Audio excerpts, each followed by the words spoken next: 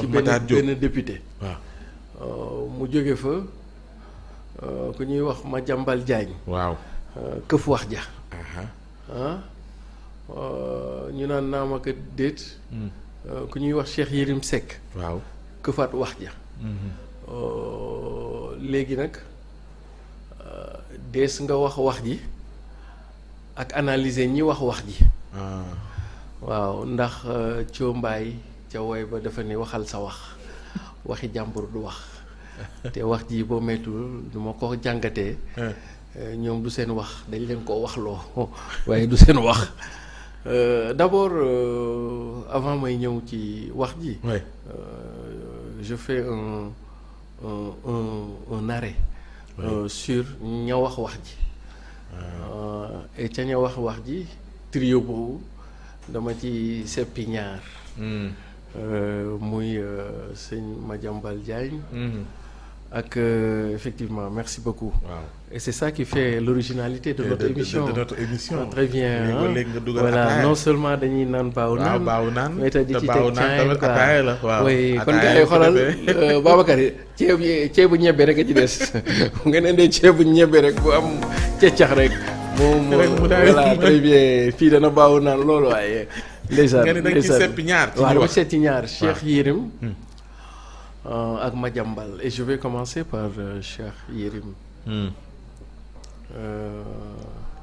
Cheikh Yérim autant que je m'en rappelle oui.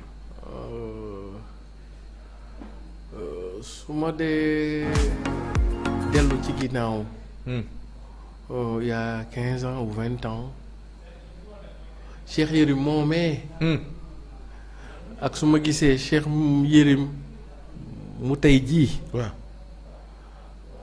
su ma xoolee ci rétroviseur bi damay xam ne li ñu naan laago du wees waaye ndeysaan dog-dog du wees quoi. parce que Cheikh Yérim tolloon na ay jamono. su musaan ubbi gémminam bay wax. waxuma la Sénégal de mais Afrique yëpp ay déglu. moom Cheikh. amoon na ay jamono. ba muy nekk ci digg ndënd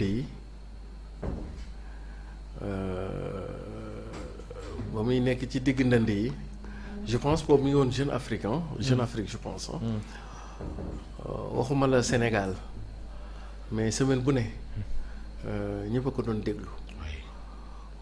Cheikh Yérim nekk li ñuy waxee dans notre circuit diplomatique. Le haut niveau. Cheikh Yérim était dans le haut niveau. Comprendre? oui. Cheikh Yérim symbolisait entre autres ak ñeneen i profil ce que nous appelions dans le cadre de nos théories du management à vocation africaine. oui. Cette nouvelle Afrique ou cette Afrique à l'horizon. Cette Afrique décomplexée. oui. Qui devait inspirer la marche du continent mais la marche du monde. su ma xoolaatee ci ginnaaw gis Cheikh Yérim depuis 5 ans 10 ans. oui. qui n'est plus sur les questions essentielles mais des fois muy dugg ci ay questions yoo xam ne. Je ne pense pas que c'est digne de son rang pour l'homme que moi j'ai connu de loin dans les années disons au début des années 2000 que je suivais de très près parce qu'à l'époque ñoom ni ñu nekkee woon Jeune Afrique. Nous, à l'époque, moi, j'étais à Casablanca comme rédacteur en chef d'un magazine qui s'appelait African Business Journal. oui. Nous étions à l'époque la pendante de Jeune Afrique, mais du côté business. Jeune Afrique, c'était un peu orienté, enfin, c'était généraliste, mais un peu orienté politique, quoi. Mais nous, on était orienté business, sciences de gestion, management, les profitabilités économiques, quoi. Donc, à l'époque, gars yi woon ci niveau yooyu. ñoom dañ leen daan déglu bu bari. mais pour man su ma koy jàngat Cheikh Yérim vu son potentiel. Vu son background pour man Cheikh Yérim a un peu régressé du point de vue personnel quoi. C'est-à-dire que souvent xoolal des journalistes demal ci yeneen dëkk yi quoi ay États-Unis France et cetera. Les journalistes de la trempe de Cheikh Yérim c'est comme le vin plus qu'ils avancent dans l'âge plus qu'ils se bonifient. Ouais. plus qu'ils sont sur des choses essentielles bu ñuy génn sax benn yoon dañuy génn ñaari yoon. et cetera le niveau était très haut. léegi nag su ma demee ba constat ma def mooy. Ouais. maanaam Cheikh Yérim joueur niveau coupe du monde la mais léegi dafa wàccee niveau am ba niveau nawetaan quoi. c'est-à-dire que waa perception bi ma am ci à l'époque il avait le niveau pour jouer la compétition coupe du monde man nag xaw naa tiit jaaxle trop comment ce bonhomme avec tout son bagou avec tout ce potentiel toute la suite qu'il a dans ses idées sa capacité à comprendre un peu les phénomènes complexes les enjeux stratégiques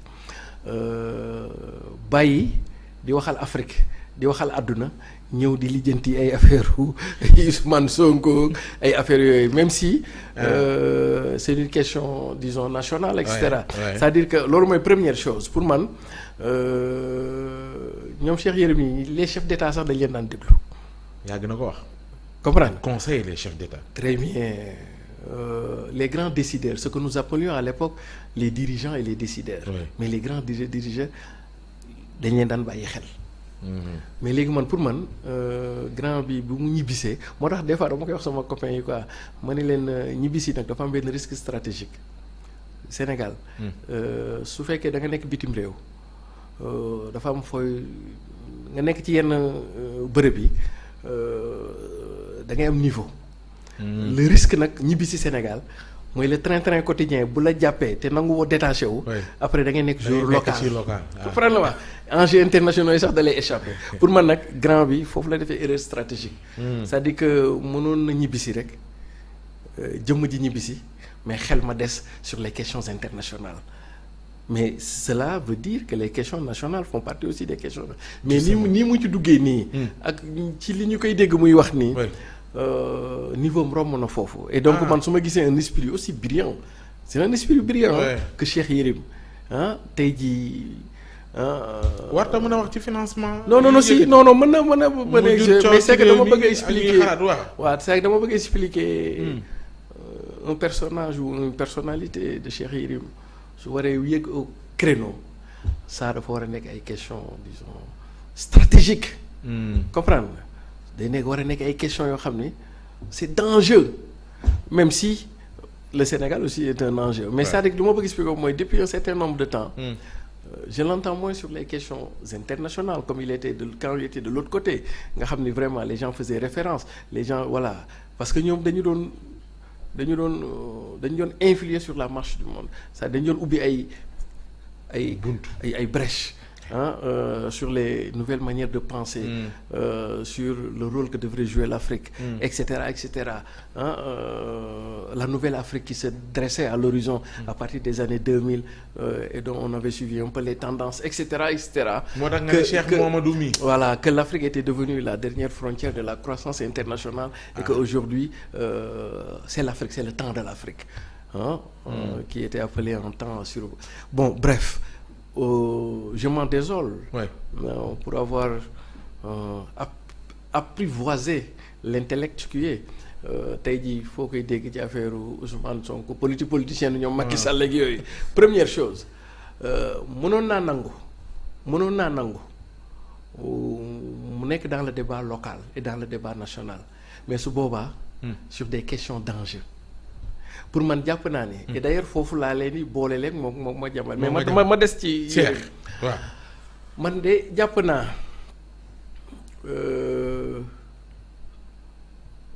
su ma ko doon wax damay wax ils ont fait hors sujet xam nga lu tax hors sujet waaw parce que de man de jàpp naa Macky Sall li mu fi def ci réew mi ak nu mu rëyee ak nu mu amee solo yéen danaa la xam nga maa ngi lay wax benn jour ma ne la impactu Macky. oui duñ ko gisagum nañ bàyyi ba fii ak 5 ans. 5 ou 10 ans.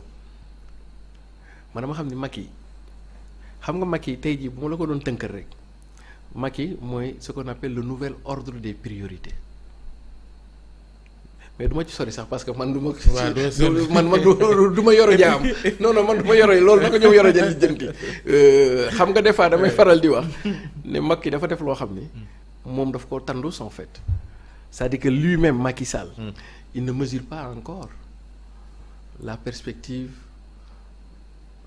de son inscription dans le temps ici au Sénégal et de son bilan mënu ci xam même si tout n'est pas rose hein. Il y a beaucoup de choses à dire mais sur les aspects les plus essentiels il aura fait et cetera pour man jàpp naa ni ñoom Cheikh Yérim tey jii toogoon di xamal Sénégalais yi li Macky def moo ëppoon njëriñ fuuf pour Macky que ñu toog fii di lijjanti ay xaalis bu ñu jox Ousmane Sonko. soo ko waxee bu la déggee mën na laa wax ni livre am bi tontu na la ndax bu yàggul dara génn na livre boo xam te ni. waaw ñëw na ci. ci li mu jàpp ni président Macky Sall def na ko te mu baax. ya mu jàpp ni xëy na des na. même bu dee livre am ba la ca ëpp coow mooy passage yooyu ñeel Ousmane Sonko. moom voilà très bien xam nga mais wax na ci ñëw ci yow ci génn ci également. soo xoolee ay vidéo voilà soo xoolee mooy li ma lay expliqué. xam nga livre am boobu boo ko liiree. dafa mel ni li ngay wax noonu ci affaire Macky Sall bilan bi. mooy broderie bi. mooy mais tissu ba dëgg ñaw ba dëgg mooy toujours ci affaire dafa mel ni c'est-à-dire que c'est que j'ai pas compris c'est-à-dire que boo amee une dimension comme Cheikh Yérim. pour man si tant est qu'il est dans le camp du régime en place ils en ont fait du mauvais usage. que mënoon na leen am faneen fu mu jëriñ guñ ko dëgg. très bien que fii ñu ko indi. est-ce que comprendre nga. Cheikh Yérim mag na lii. est-ce que comprendre nga su fekkee pour diaboliser Sonko la pour diaboliser Cheikh Yérim pour man ëpp na loolu. est-ce que comprendre nga. et puis boo ko xoolee dans la trame depuis un certain temps. depuis que Ousmane Sonko def point de presse. génne solution. Avec ces questions insidieuses. De Cheikh Yérim depuis lors ba léegi c'est une forme de journalisme à charge de Cheikh Yérim et de Madiambal Diagne même contre qui maintenant c'est de leur droit le plus absolu hein. D'appartenir au camp qui les arrange ñoom ku nekk na nga far fu la neex. est-ce que comprendre nga. et donc man du point de vue intellectuel li may wax ni c'est du point de vue intellectuel maintenant après naa ñëw ci côté politique mais pour man du point de vue intellectuel si Yérim devait choisir son camp il me semble-t-il a choisi son camp. Mais il aura joué un faux jeu parce qu'on l'attendait. nee na tànnagul candidat. Voilà mais voilà très bien mais. on l'attendait plus à qu'il nous donne de la réflexion de la matière qui va donner un sens au bilan de Macky Sall hein? Et puis pourquoi pas même lui mais bon xam nga rek mooy li ma lay wax. dog du ñëw parce que. Cheikh Yérim je vais vous mettre un peu dans la confidence. parce que ñun ba ñu nekkee ca bor bee.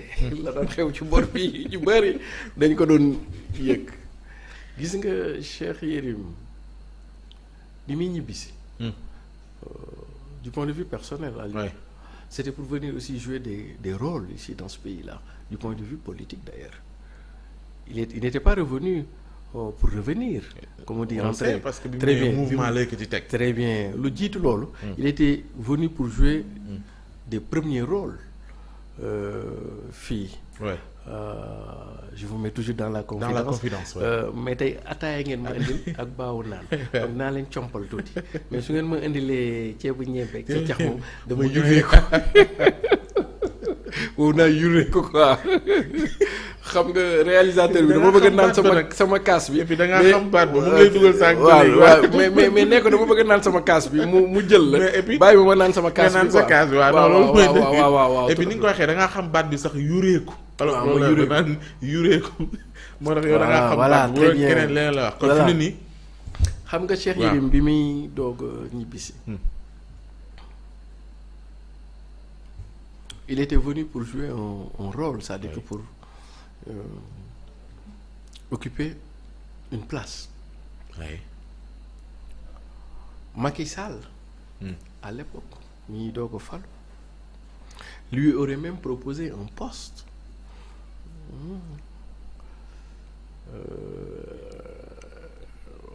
Je te mets toujours dans la confidence. Oui, dans la confidence. lui proposé le poste de DG de la RTS. Mais Cheikh Yérim bëggul woon parce que pour lui fi mu tegoon bët yi c'était de devenir un ministre. ma yokkataal la beneen. parce que moom jàppoon na ci kii am épicé de bonne guerre. nit ku sa ambition. pour moom dayoom romb na affaire directeur ak yooyu quoi c'était ministre. léegi ma yokkal la ci ban ministère la bëggoon Ousmane maa ngi yore ku dee Ousmane bàyyil yooyu Ousmane bàyyil sa yooyu bàyyil boo mu indee fii jox ma ataaya tegal ma ndox di ma pousse ci miir bi may yore ko rek quoi te man fii ne bëgguma ay problème xam nga man dama am sama candidat bu tudd Serigne Mboup fi mu toll nii entraîné naa ko am na mole xam nga Serigne daa mës a tuuti mais bi yoon moom bu ngeen gisee mole yi Serigne yi dafa waaw doom yi booy yi di naan ci lamb ji laa ko sëf quoi fi ne sëriñ a ngi sekki léegi lenn rek moo ma des ak moom ay gàllaaj yi ay saafara léegi butéel yooyu fan yi ci laa nekk quoi te yooyu moom ci làmb ji la bokk quoi te bëgguma gars yi non duñ la kii département ban la doon laaj le ministère des Affaires étrangères ça veut dire que lui se voyait déjà dans la peau d'un diplomate en fait pas moom la doon laaj fa la tegoon bëtam mais voilà fa la tegoon bëtam mais bon xam nga Macky moom dafa fort ci benn affaire Macky bu xamee ni lii nga bëgg tey nga dee wala mu la ko jox dana la maaj loo comme soldat te boo xefee sax du la ko jox Macky yow kay bul mës a xam li nga bëgg Macky non bis boo xamee li nga bëgg dana la téye à carreau fi ne am na ñu bëri ñu ko toppoon bëgg dara ba mu ko xamee fi ne téye na leen ci ñaari mandat yëpp gaa ñi mujj ñoo am dara am na ñu bëri ñu ko mere sax loolu lañu koy mere quoi et cetera parce que beaucoup attendaient aussi d'être nommé ministre xam nga fii Sénégal ministre moom mythe la fi quoi fii daal man daal comprendre ma quoi pour seen CV yi waaw xaw ma quoi mais fii les gens li ñu jàppee ministre daal mi ngi noonu quoi comme li ma la expliqué ça veut dire que là je parle du point de vue intellectuel Yérim man mi ko daan lire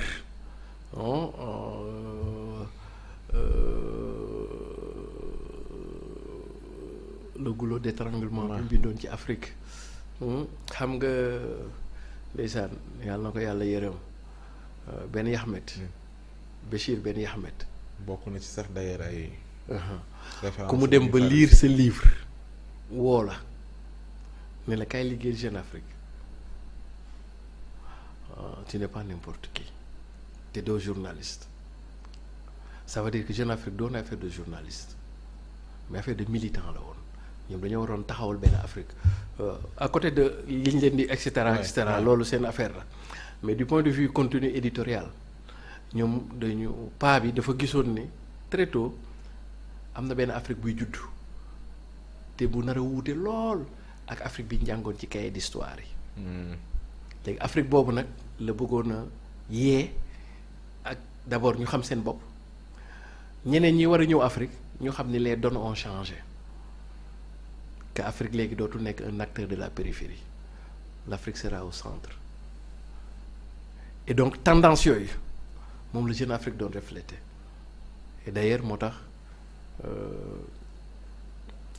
ce que j'appelle une Afrique qui reprend son destin plus que bouger même mais une Afrique qui reprend son destin en main et qui renégocie un peu sa place dans le concert des nations du point de vue diplomatique, politique, économique, etc., culturel, etc., sportif, etc.